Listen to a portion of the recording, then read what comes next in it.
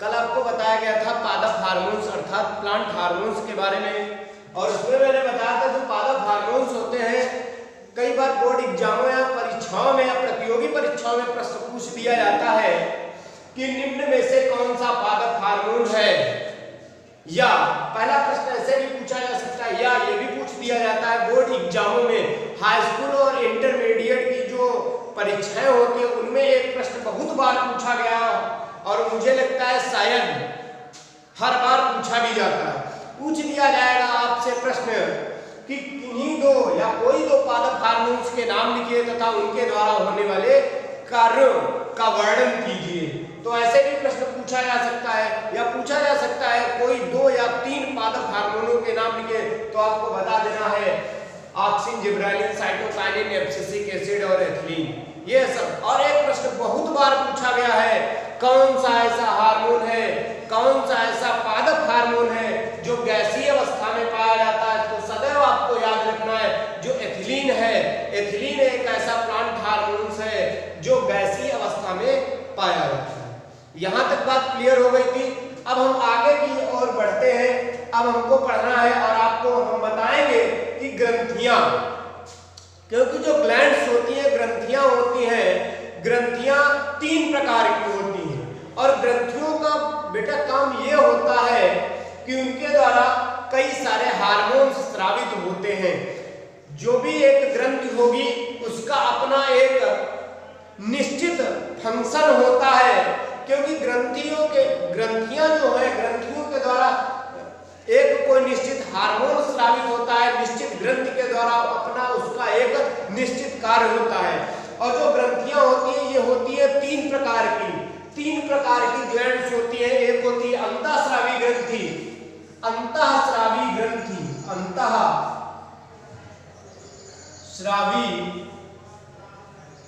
अंतःस्रावी ग्रंथि,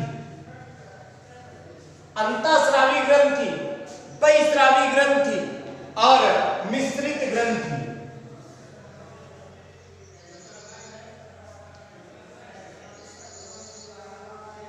बहिस्रावी ग्रंथि और मिक्सचर ग्लैंड या मिश्रित ग्रंथि जिसे कहा जाता है, मिश्रित ग्रंथि। अब बात आती है यहाँ पे जो ग्रंथियां होती है वो होती है 3 प्रकार की, अंतःस्रावी ग्रंथि, बहिस्रावी ग्रंथि और मिश्रित ग्रंथि। यहां से प्रश्न पूछ दिया जाता है अंतःस्रावी ग्रंथि किसे कहते हैं, या बहिस्रावी ग्रंथि किसे कहते हैं, या मिश्रित ग्रंथि किसे कहते हैं। तो सबसे पहले हमको पता होना चाहिए कि अंतःस्रावी ग्रंथि किन्हें कहते हैं या किसे कहते हैं। तो आपको बेटा याद रखना है एक सिंपल सी भाषा में, अंतःस्रावी ग्रंथि यानी कि जो नलिका विहीन ग्रंथियां होती हैं उनको कहा जाता है अंतःस्रावी ग्रंथि। इनके स्राव को हार्मोन कहते हैं। जो अंतःस्रावी ग्रंथियां होती हैं इनको नलिका विहीन ग्रंथियां कहते हैं, क्योंकि इनमें कोई भी नलिकाएं नहीं होती हैं। और अंतःस्रावी ग्रंथियों के द्वारा क्या स्रावित होता है, हार्मोन्स स्रावित होते हैं, हार्मोन्स। ये बात क्लियर हो गई? फिर से सुन लीजिए, अंतःस्रावी ग्रंथियां ऐसी ग्रंथियां जो नलिका विहीन ग्रंथियां होती हैं उन्हें अंतःस्रावी ग्रंथियां कहा जाता है, और अंतःस्रावी ग्रंथियों के द्वारा हार्मोन्स स्रावित होते हैं। ठीक है। अब बात आती है कि बहिस्रावी ग्रंथि, और इसमें अंतःस्रावी ग्रंथियों में बहुत सी आपको ग्रंथियों के नाम भी याद रखने हैं। पीयूष हुआ, थायराइड हुआ, पिट्यूटरी हुआ आदि, ये जो भी ग्रंथियां हैं अंतःस्रावी ग्रंथियां होती हैं। बहिस्रावी ग्रंथियां ऐसी ग्रंथियां जो नलिका युक्त ग्रंथियां होती हैं उन्हें बहिस्रावी ग्रंथियां कहते हैं। नलिका विहीन ग्रंथियों को अंतःस्रावी कहा जाता है, और जो नलिका युक्त होती हैं उन्हें कहा जाता है बहिस्रावी ग्रंथि। ये बात क्लियर हो गई? और इसमें क्या आते हैं, इसमें आते हैं बेटा आपके एंजाइम। जो भी एंजाइम होते हैं वो सब बहिस्रावी ग्रंथि में आते हैं। ठीक है, फिर से सुन लीजिएगा, बहिस्रावी ग्रंथि, नलिका युक्त ग्रंथियों को बहिस्रावी ग्रंथि कहा जाता है। इसके अंतर्गत एंजाइम आते हैं, यानी कि इसके द्वारा एंजाइम को स्रावित किया जाता है। और एंजाइम में जैसे जठर ग्रंथियां हो गई, श्वेत ग्रंथियां हो गई या तेल ग्रंथियां हो गई, ये सब बहिस्रावी ग्रंथियां होती हैं। पाचक रस हुआ, तेलीय पदार्थ हुआ, ये सब क्या है? ये सब बहिस्रावी ग्रंथियां हैं। आपसे पूछ दिया जाए एंजाइम जठर ग्रंथियों के द्वारा क्या स्रावित होता है, तो एंजाइम स्रावित होते हैं। एमाइलेज, लाइपेज, ट्रिप्सिन, इससे पहले आपको बता दिया गया था। एमाइलेज का अपना कार्य होता है, लाइपेज का अपना कार्य होता है और ट्रिप्सिन का अपना कार्य होता है। एमाइलेज का काम होता है कार्बोहाइड्रेट को शक्कर में कन्वर्ट करना। लाइपेज एंजाइम का काम होता है वसा को वसीय अम्लों में कन्वर्ट करना। और जो ट्रिप्सिन है, ट्रिप्सिन का काम होता है प्रोटीन को पेप्टोन तथा अमीनो एसिड में कन्वर्ट करना। ये बात समझ गए ना? और मिश्रित ग्रंथि जिसमें अंतःस्राव और बहिस्राव दोनों भाग उपस्थित होते हैं, उसी को ही मिश्रित ग्रंथि कहते हैं। अंतःस्राव और बहिस्राव, और ये केवल और केवल बॉडी में एक ही ग्रंथि पाई जाती है जिसे मिक्सचर ग्लैंड कहा जाता है। आपको शायद याद भी होगा, पहले आप पढ़ चुके भी होंगे, और नहीं अगर आपको पता है तो आज सुन लीजिएगा। अंतःस्रावी और बहिस्रावी ग्रंथि, जो मिक्सचर ग्लैंड किसे कहते हैं, मिश्रित ग्रंथि किसे कहते हैं, जिसमें अंतःस्राव और बहिस्राव दोनों भाग उपस्थित होते हैं, उसी को ही मिश्रित ग्रंथि कहते हैं। और मिश्रित ग्रंथि पूछ लिया जाता है, प्रतियोगी परीक्षाओं में भी पूछ लिया जाता है। तो आपसे जब पूछा जाएगा मिश्रित ग्रंथि का नाम बताइए, तो आपको सदैव याद रखना है पैनक्रियाज। पैनक्रियाज को मिश्रित ग्लैंड कहा जाता है। पैनक्रियाज अर्थात अग्न्याशय।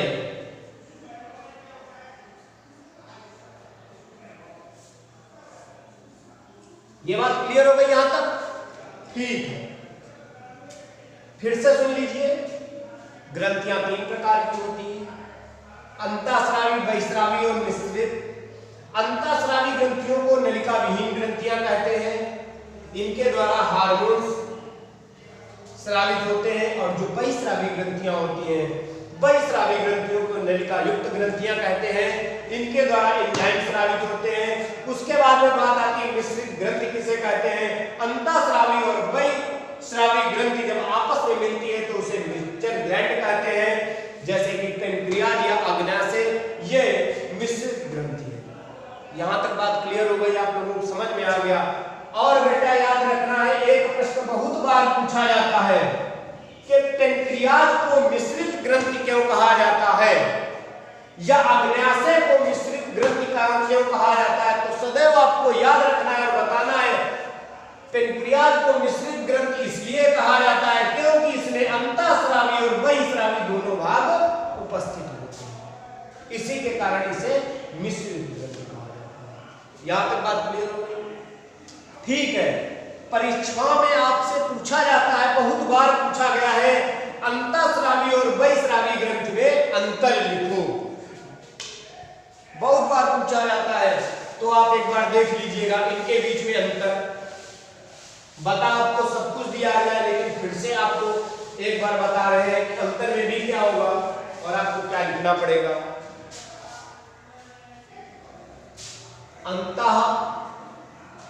अंतःस्रावी और अंतःस्रावी ग्रंथि और बहिस्रावी ग्रंथि।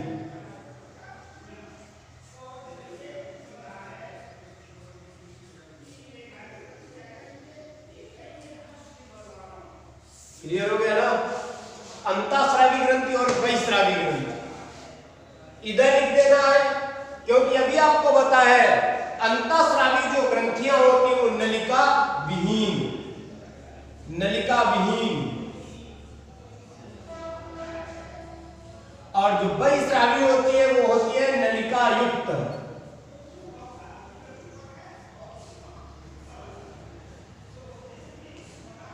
फिर से सुन लेना है, अंतःस्रावी ग्रंथि में पहला पॉइंट ये लिखना है, अंतःस्रावी ग्रंथि नलिका विहीन ग्रंथियां होती है। बहिस्रावी में लिखना है कि बहिस्रावी ग्रंथियां नलिका युक्त ग्रंथियां होती हैं। और दूसरे पॉइंट में लिखना है, इनके द्वारा हार्मोन्स स्रावित होते हैं, हार्मोन्स स्रावित होते हैं। और इनके द्वारा क्या होता है, एंजाइम स्रावित होते हैं, एंजाइम स्रावित होते हैं। ये बात फिर से सुन लेना है। अंतःस्रावी ग्रंथियों नलिका विहीन ग्रंथियां होती हैं, बहिस्रावी ग्रंथियां नलिका युक्त ग्रंथियां होती हैं। अंतःस्रावी ग्रंथियों के द्वारा हार्मोन्स स्रावित होते हैं, बहिस्रावी ग्रंथियों के द्वारा एंजाइम स्रावित होते हैं। यहां तक बात क्लियर हुई? अब आगे देखिए, यहां तक अगर आपका क्लियर हो गया है तो आगे भी देखो, ठीक है। अब इसमें क्या होगा, अब उदाहरण में लिख देना है इधर, उदाहरण में ग्रंथियों के नाम लिख देने हैं, जैसे पीयूष ग्रंथि, पिट्यूटरी ग्लैंड, थायराइड ग्रंथि, पीयूष, थायराइड आदि, ये सब क्या है, ये सब अंतःस्रावी ग्रंथियां हैं। और उसमें लिख देना उदाहरण में जठर ग्रंथि, जठर ग्रंथि, स्वेद ग्रंथि, स्वेद ग्रंथि आदि, ये सब क्या है, ये सब बहिस्रावी ग्रंथि है। तो बात समझ गए हो ना? परीक्षाओं में अगर पूछ दिया जाता है अंतःस्रावी ग्रंथि और बहिस्रावी ग्रंथि में अंतर लिखिए, तो आपको लिख देना है अंतःस्रावी ग्रंथियां ये नलिका विहीन ग्रंथियां होती है, ये नलिका युक्त ग्रंथियां होती हैं, इनके द्वारा हार्मोन स्रावित होते हैं, इनके द्वारा एंजाइम स्रावित होते हैं। उदाहरण में पीयूष या थायराइड, एड्रिनल, बहुत सी ग्रंथियां हैं। आदि उधर लिख देना, जठर ग्रंथि, स्वेद ग्रंथि, तेल ग्रंथि आदि, ठीक है। ये बात यहाँ तक क्लियर हो गई। अब बात आती है कि हार्मोन और एंजाइम, यहां पर अब आप समझ लीजिए, आपको यहीं पर ही बता भी दे रहे हैं कि हार्मोन किसे कहेंगे और एंजाइम किसे कहते हैं। बहिस्रावी अंतःस्रावी समझ ही गए हो। अब समझना है आपको एंजाइम और हार्मोन्स। बता दिया गया है कि जो हार्मोन्स होते हैं वो अंतःस्रावी ग्रंथियों के द्वारा स्रावित होते हैं और जो एंजाइम होते हैं वो बहिस्रावी ग्रंथियों के द्वारा स्रावित होते हैं। यहां तक क्लियर हो गया था। अब यहां से प्रश्न बेटा पूछा जाता है कि एंजाइम और हार्मोन्स में भी अंतर लिखो।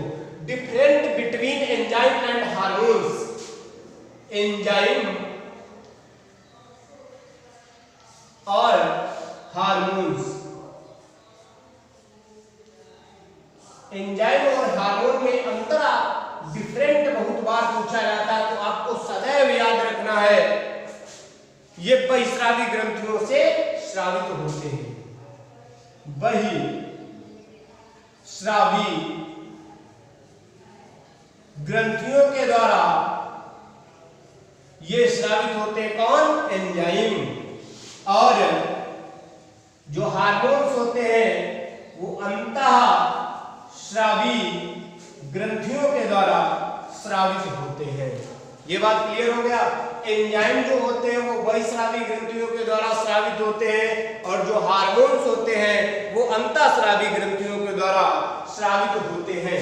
ये वर्तनी के हिसाब से वही गलत लिखा हुआ है, आपको लिख देना है, ठीक है। ये जो मैंने पहले वही लिखा था वो वर्तनी के दृष्टिकोण से गलत है। लिखा जाता है बाह्यस्रावी ग्रंथि, बाह्यस्रावी ग्रंथि, लेकिन बोल देते हैं कि बहिस्रावी ग्रंथि तुरंत और उसी साइड भाग में, लेकिन आपको लिखना ऐसे बाह्यस्रावी ग्रंथि, ठीक है। क्लियर हो गया ना?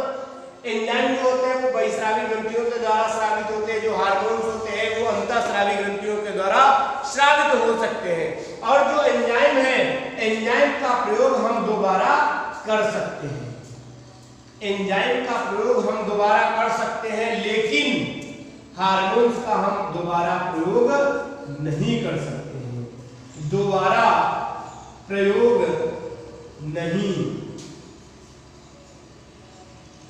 समझ लेना है।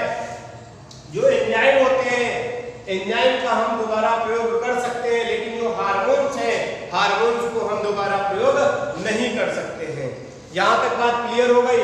पहला पॉइंट याद रखना है, एंजाइम बहिस्रावी ग्रंथियों के द्वारा स्रावित होते हैं और जो हार्मोन्स होते हैं वो अंतःस्रावी ग्रंथियों के द्वारा स्रावित होते हैं। और जो एंजाइम होते हैं उनका हम दोबारा प्रयोग कर सकते हैं, जो लेकिन जो हार्मोन्स होते हैं उनका हम दोबारा प्रयोग नहीं कर सकते। दोबारा प्रयोग का मतलब यहाँ पर यह है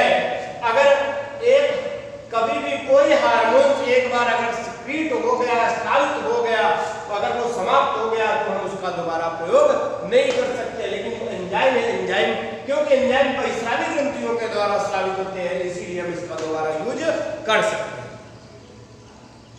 और ये हमेशा लक्ष्य स्थान पर होते हैं, जो एंजाइम होते हैं वो हमेशा लक्ष्य स्थान, इनका कोई एक निर्धारित स्थान होता है, वहां से स्रावित होते हैं। जैसे जठर रस आपको पता होना चाहिए, अग्नाशय के द्वारा स्रावित होता है, एमाइलेज लाइपेट ट्रिप्सिन नामक एंजाइम उसके द्वारा स्रावित होते हैं। तो ये बात समझ गए, लक्ष्य स्थान। और जो हार्मोन्स होते हैं वो लक्ष्य स्थान से नहीं स्रावित होते हैं, लक्ष्य स्थान से नहीं स्रावित होते हैं। ठीक है, बात यहाँ पर क्लियर हो गई। ये लक्ष्य स्थान से स्रावित होते हैं, लक्ष्य स्थान से नहीं स्रावित होते हैं। और उसके बाद में आपको ये भी याद रखना है अगले नंबर में, ये जैव उत्प्रेक्षक की तरह कार्य करते हैं। ये जो जैव उत्प्रेक्षक की तरह कार्य करते हैं, जैव उत्प्रेक्षक की तरह ये कार्य करते हैं। अर्थात कौन कार्य करता है? जो एंजाइम होते हैं वो जैव उत्प्रेक्षक की तरह कार्य करते हैं, लेकिन जो हार्मोन्स होते हैं ये कोशिका के उपापचयी क्रियाओं को नियंत्रित करते हैं। कोशिका की उपापचयी क्रियाओं का नियंत्रण, उपापचयी क्रियाओं का नियंत्रण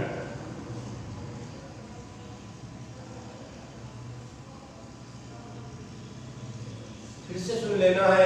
ये जैव उत्प्रेक्षक की भांति कार्य करते हैं एंजाइम, लेकिन जो हार्मोन्स होते हैं वो उपापचयी क्रियाओं का नियंत्रण करते हैं। अब उदाहरण में एंजाइम में लिख देना है, जठर रस हो गया, आपका श्वेत ग्रंथियां हो गई, तेल ग्रंथियां आदि जो ग्रंथियां वो एंजाइम में आ जाएंगी। हार्मोन्स में आपके आ जाएंगे पैराथायराइड, थायराइड, एड्रिनल, प्यूस या पिट्यूटरी। ठीक है, ये चीज आपको यहाँ से याद रखना है। तो एंजाइम हार्मोन्स में कभी भी आपसे डिफरेंट पूछा जाएगा तो आपको लिख देना है ये बहिस्रावी ग्रंथियों के द्वारा स्रावित होते हैं, और जो हार्मोन्स होते हैं वो अंतःस्रावी ग्रंथियों के द्वारा स्रावित होते हैं। एंजाइम का हम दोबारा प्रयोग कर सकते हैं, लेकिन जो हार्मोन्स है हार्मोन्स का हम दोबारा प्रयोग नहीं कर सकते हैं। एंजाइम लक्ष्य स्थान से स्रावित होते हैं, जो हार्मोन्स होते हैं वो लक्ष्य स्थान से स्रावित नहीं होते हैं। एंजाइम जो होते हैं वो जैव उत्प्रेक्षक की भांति कार्य करते हैं, हार्मोन्स जो होते हैं वो उपापचयी क्रियाओं का नियंत्रण करते हैं। तो यहाँ तक बात आपको समझ में आ गई होगी शायद, और नहीं अगर समझ में आई है तो आप इसको बार बार देखिएगा और रिवाइज करिएगा, आपको क्लियर हो जाएगा यहाँ से। थैंक यू क्लास, धन्यवाद, मिलते हैं कल।